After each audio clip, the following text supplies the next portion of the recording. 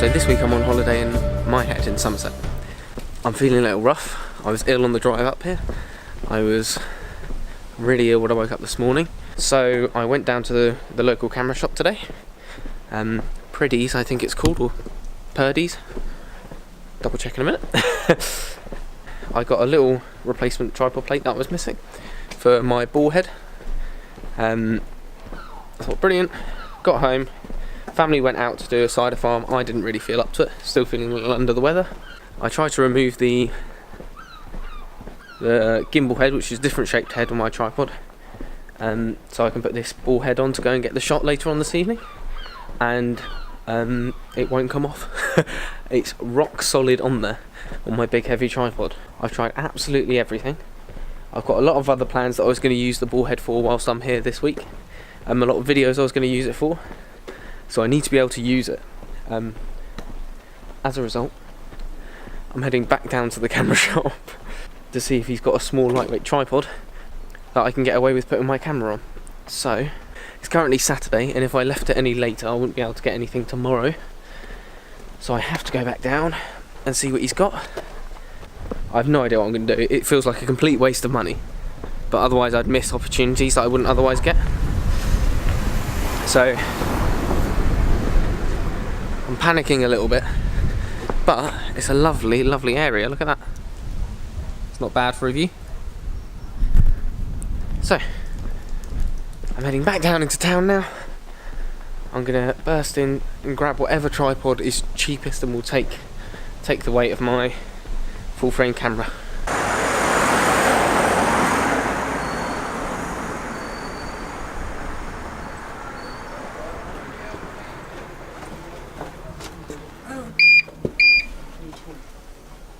So I went in, they were really nice in there, but I couldn't bring myself to buy a tripod when I know I could get one cheaper from where I work, and one that I had my eyes set on anyway. So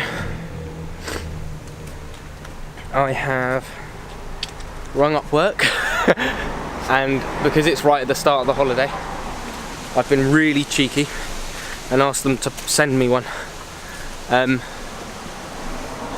They said yes. Worst case scenario, we think it will be here Wednesday.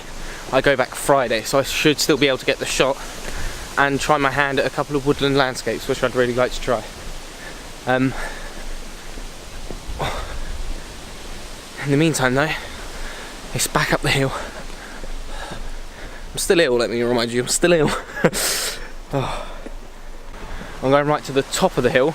I'm currently staying in a cottage that's halfway up this massive hill in Minehead. I believe it's called North Hill.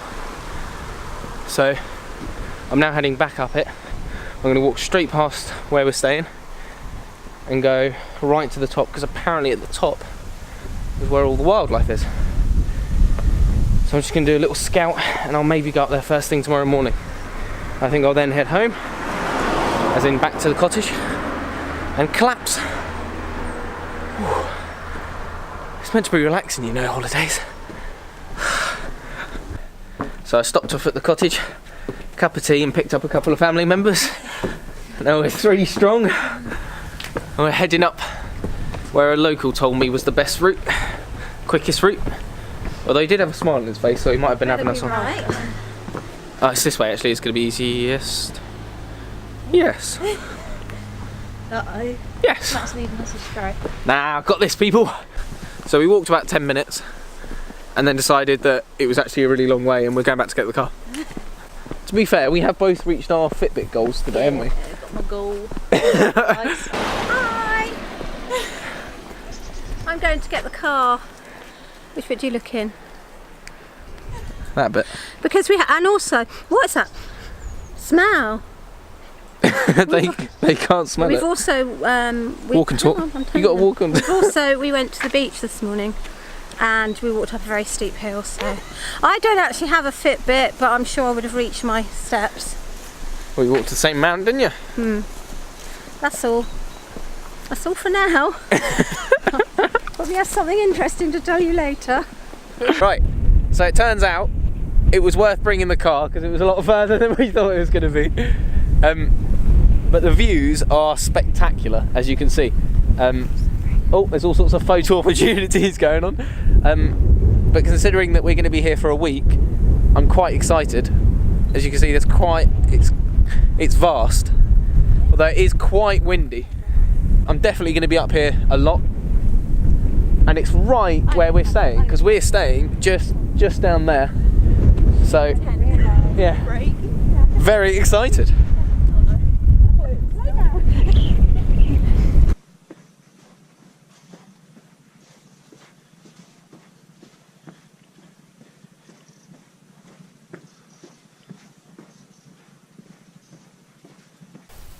One of the aims of coming here was always to photograph Exmoor ponies. There's something sort of unique to this part of the world. I've got up at the crack of dawn. I'm ill, I'm tired, I'm cold,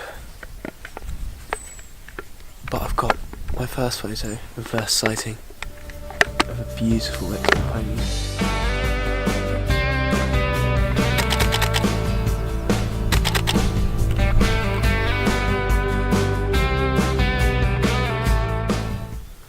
Right, so those ones have just headed off to join the other couple.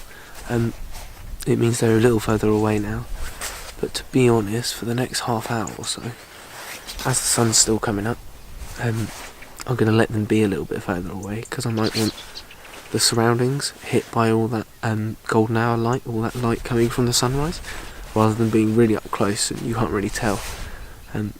So I'm just going to sit back, so to speak, and enjoy watching my first Exmoor ponies.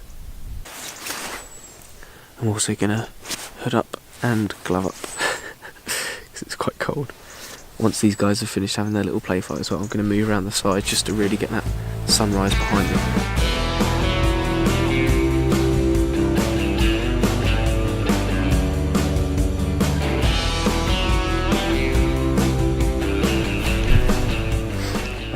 So, I figured out that they're all heading that way, into the sun directly.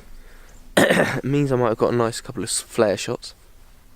But I'm going to now drive up that road, park way ahead of them, and let them come to me. That's the plan. But we've got to be quick. I think we made it. The ponies are just over that hill, so I'm going to sneak up and try and get there without them seeing me. And then we should get the really gorgeous warm light behind us hitting them. It'll make it harder for them to see me, which is good, that's what we want. And it's going to be a lot better lit shot. So we made it. They just up down there, they're still heading this way. At first I thought I'd missed them because there was only one there, and I don't know how that happened because I only drove up the road. But they've actually crossed over. One's just seen me. Although earlier they didn't look too bothered. And I don't think they can go to that side because there's a fence, so they have to come this way. Or double back. But I've been a lot closer and they weren't bothered. So I think that should be fine. I am going to take this minute to apologise to my landscape friends.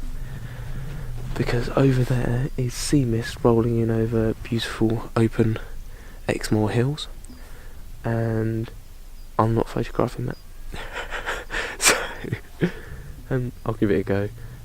I'll make a ton of blunders and errors and everyone will be upset with me for it, but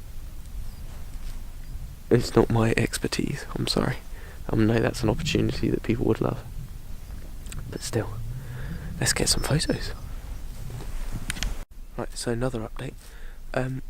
They started coming in closer. They seem pretty comfortable with me. They know I'm here.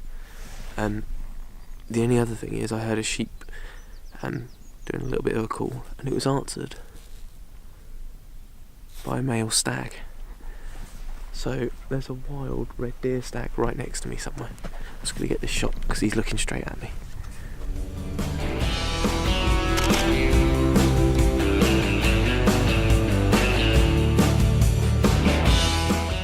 So I popped down the path to where I thought the deer were. And the path stops and just becomes this really dense gorse, and that's just a suicide mission, I think, because if I make a stag jump he'll just charge me, and I don't want that. That'll ruin the holiday. but I've come back up the path, and I was right. I was accidentally stopping this little Exmoor pony from continuing his journey, and I bumped into him, and I was at a really low angle, so I was able to get some decent interesting angled shots of him.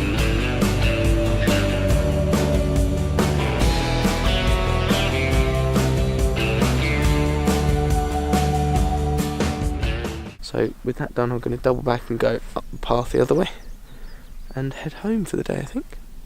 Say goodbye. Leave him peacefully. It's a lovely day.